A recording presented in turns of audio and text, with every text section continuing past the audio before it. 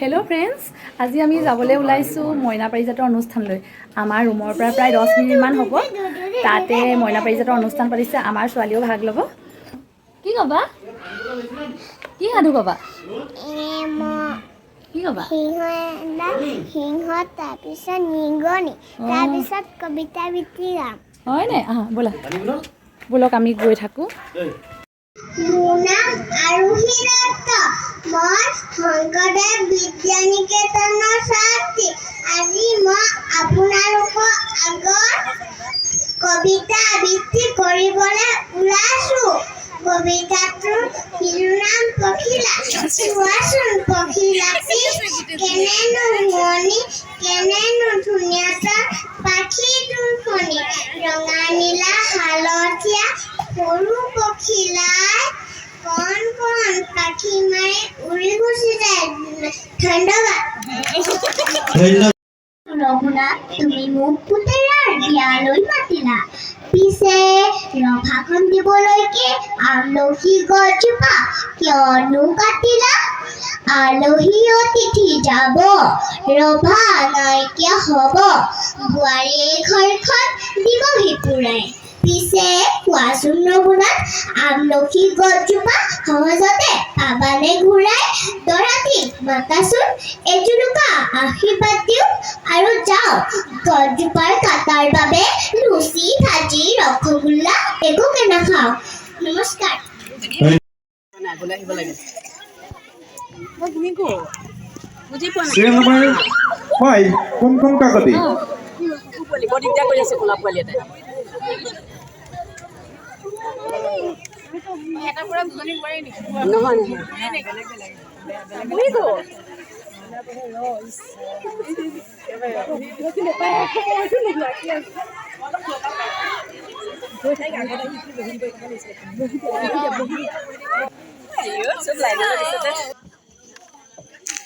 আমাৰ কণমানি ছাত্ৰী যেন লাগিছে। তুমি স্কুলৰ ছাত্ৰী নহয়?